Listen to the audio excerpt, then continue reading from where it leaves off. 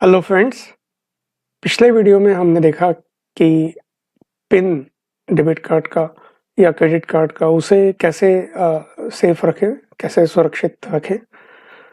आज के वीडियो में जो थोड़ा सा बड़ा होगा पिछले वीडियो की तुलना में, हम देखेंगे कि पासवर्ड्स जो होते हैं, चाहे वो बैंकिंग अकाउंट के हों या ईमेल के या किसी और अकाउंट के, उन्हें हम लोग कैसे रखें। क्योंकि आज देखेंगे तो banking, mutual fund, insurance, email, ऐसे काफ़ी सारे पासवर्ड हो जाते हैं और हम उसे याद नहीं रख सकते। हमें उन्हें कहीं लिख के रखना पड़ता है। तो उन्हें लिखने का क्या तरीका है, वो पासवर्ड को बनाने का क्या तरीका है, क्योंकि ये सिंपल पासवर्ड रखने के बाद वो इजीली हैक हो जाते हैं। तो आज के वीडियो में हमारा ये टॉपिक रहेगा। आइए देखते हैं पासवर्ड्स को कैसे सेफ रखना है।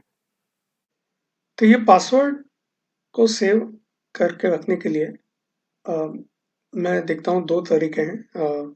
एक है डायरी में हम लोग लिख के रखते हैं, लेकिन ये डायरी में लिख के रखा हुआ कोई भी पढ़ सकता है। और ये डायरी में लिखा हुआ 2-3 साल बाद वो डायरी खराब होके फटने का चांस रहता है। तो जो घरों में कंप्यूटर हैं उसमें आप यदि लिख के रखते हैं तो ये लाइफ लॉन्ग है। तो इसको लिख के रखने के लिए मैं दो सॉफ्टवेयर देखता हूँ, पॉपुलर है। एक है माइक्रोसॉफ्ट वर्ड, आता है सॉफ्टवेयर, आपको वर्ड करके पता होगा। उसको यूज कर सकते हैं, लेकिन माइक्रोसॉफ्ट ऑफिस खरीदने के लिए पैसे लगते हैं, 5,000 से 10,000 रुपये आजकल फीस चल रही है। तो वो यदि लाइसेंस आपको नहीं खरीदना, यदि आपको उस पर पैसा इन्वेस्ट नहीं करना, तो आप अपाचे ओपन ऑफिस सॉफ्टवेयर आता है। ये अपाचे ओपन ऑफिस की वेबसाइट है। ये भी एक ओपन सोर्स सॉफ्टवेयर है जो जिसका लाइसेंस नहीं होता। आप इसे फ्री में यूज कर सकते हैं किसी भी तकलीफ के बिना। तो ये सॉफ्टवेयर आप डाउनलोड कीजिए। ये इसमें वर्ड, एक्सेल, पावर पॉइंट, इस तरह के सारे सॉफ्टवेयर इसके अंदर हैं। और इसका मैं जो राइटर है, ओपन ऑफिस राइटर, वो इस्तेमाल कर रहा हूँ, जो माइक्रोसॉफ्ट वर्ड जैसा ही है, उसी की तुलना का सॉफ्टवेयर है। तो यहाँ पे मैंने एक डॉक्यूमेंट बनाया जिसमें मैं बैंकिंग, म्यूचुअल फंड, जितने भी मेरे लॉगिन और पासवर्ड हैं उनको मैं लिख के रखता हूँ। तो ये एक तरह से एक सैंपल टेबल मैंने बनाई हुई है। और यहाँ पे बैंकिंग, म्यूचुअल फंड, आप इंश्योरेंस, ईमेल अकाउंट, यूटिलिटीज में telephone, electricity, mobile, dish TV, movie, जितने भी लॉगिन ऑनलाइन आप यूज करते हैं उनके लॉगिन पासवर्ड बनाते हैं, तो वो आप यहाँ पे लिख के रख सकते हैं। वहाँ पे लिखते समय ध्यान रखिए, नाम, लॉगिन, पासवर्ड और हिंट। हिंट मतलब आपका पासवर्ड याद रखने के लिए आप कुछ एडिशनल इंफॉर्मेशन देते हैं। जैसे काफी बार अपनी माँ का शादी के पहले का नाम, मेडन नेम देना पड़ता है। तो उस टाइप से जो इंफॉर्मेशन है वो आप यहाँ पे रख सकते हैं। पासवर्ड किस तरह बनाना है, तो उस पे देखें तो काफी लोग पासवर्ड ही रख देते हैं, मतलब सेम स्पेलिंग है, या कभी कभी ओ की जगह जीरो यूज कर लिया, या 1 2 3 हैश यूज कर लिया, क्योंकि आजकल स्पेशल कैरेक्टर और नंबर इनका कॉम्बिनेशन मांगा जाता है। तो इस तरह से जो बनाते हैं वो गलत है। ये आप बिल्कुल ना रखें। इस तरह से पासवर्ड रखेंगे तो कोई भी आसानी से हैक कर देता है, और कभी कभी सॉफ्टवेयर यूज करके भी इसे हैक किया जाता है काफी आसानी से। मेरी जो स्कीम है, मैं रिकमेंड करूंगा आप अपनी स्कीम बना सकते हैं। इसमें 5 चीजें रखूंगा मैं इस स्कीम में। एक है अपना कोई भी अ, हिंदी भाषा का या मराठी भाषा का शब्द, कोई भी भारतीय भाषा का, हिंदी, मराठी। और इसके शब्द जब इस्तेमाल करेंगे तो देखेंगे कि कैपिटल और स्मॉल, ये दोनों का कॉम्बिनेशन रखा जाएगा। जैसे शादी है, एस और ए कैपिटल रखा गया है। सवेरा, महात्मा, तो यहाँ पे इनमें ए और एम, यहाँ पे मैंने कैपिटल रखे हैं। तो वो आप सोच सकते हैं किस तरह रखना है। नंबर कोई भी हो 2-3 डिजिट का नंबर और एक स्पेशल कैरेक्टर। ये देखना होगा कि साइट क्या-क्या स्पेशल कैरेक्टर अलाउ करती है, उस हिसाब से आप चूज़ कीजिए। और पासवर्ड जो है वो ये कॉम्बिनेशन होना चाहिए आपका। एक पर्सनल आइडेंटिफायर जो भी आपका नाम है, जैसे आपका नाम प्रकाश है तो PRA करके रख सकते हैं या सिर्फ P रख सकते हैं या PR रख सकते हैं, जो भी आपको हो। पर्पस जैसे बैंकिंग, यूटिलिटी या म्यूचुअल फंड, इंश्योरेंस, तो उनके आप छोटे-छोटे एक जैसे बैंकिंग के लिए BAN जैसे मैंने यहाँ रखा है, उस तरह से आप कर सकते हैं। तो वो हो गया। फिर आपका जो शब्द आपने भारतीय भाषा का शब्द जो आपने सोचा है वो स्पेशल कैरेक्टर नंबर, इस तरह से आप एक इसका कॉम्बिनेशन कर लेंगे तो 10 से 15 डिजिट का एक पासवर्ड बन जाता है, जो आसानी से जिसे क्रैक नहीं किया जा सकता। तो एग्जांपल के लिए मैंने यहाँ पे PRA, BAN, दिवाली, #2601 इस तरह का जो पासवर्ड बनाया, तो ये मेरा पासवर्ड हो गया जो मैंने यूज़ करूँगा मैं इस लॉगिन के लिए, किसी बैंकिंग अकाउंट के लिए। और एक सावधानी रखनी है, जैसे हमने पिछले वीडियो में बात की कि इसको कोडिफाई करके डॉक्यूमेंट में रखना चाहिए, तो मैं रिकमेंड करूँगा आप अपना पर्सनल आइडेंटिफायर जो आपका लाइफ लॉन्ग सेम रहेगा, उसे आप यहाँ डॉक्यूमेंट में न लिखें और बचा हुआ जो पासवर्ड है बैन दिवाली #2601 इसे आप यहाँ इस टेबल में डाल दें।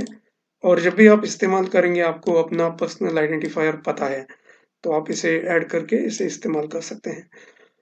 तो ये एक तरीका है जहाँ इस डॉक्यूमेंट में आपके एक ही जगह सारे लॉगिन और पासवर्ड आपने इस तरह लिखे हैं कि किसी को आसानी से समझ में ना आए। इस डॉक्यूमेंट को जब हम सेव करेंगे, तो चूंकि ये सारी इंपॉर्टेंट इंफॉर्मेशन एक ही जगह आ चुकी है, तो इसे भी सेव करना बहुत ज़्यादा इंपॉर्टेंट है। तो हम जब इसे सेव करने जाते हैं, जब इसको फाइल सेव एज बोलेंगे, तो ये कमांड क्लिक करने पर ये आपको सेव करने देता है। आप किसी लोकेशन पे इसे सेव करते समय यहाँ पे एक चेकबॉक्स है, आप देखेंगे सेव विद पासवर्ड, तो इस चेकबॉक्स को आप क्लिक कीजिए।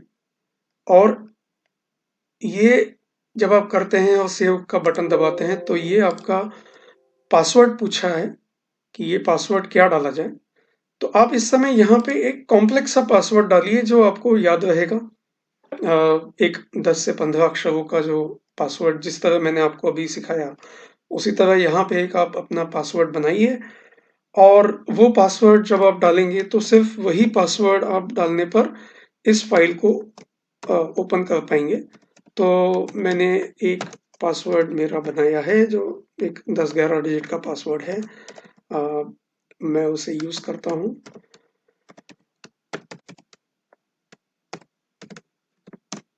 हाँ, तो अभी ये सेव हो गया है। अभी जब मैं इस फाइल को ओपन करूंगा, तो आप देखेंगे ये मुझसे पासवर्ड पूछेगा, और यदि मैं ये पासवर्ड नहीं डालता तो ये मुझे फाइल ओपन नहीं करने देगा।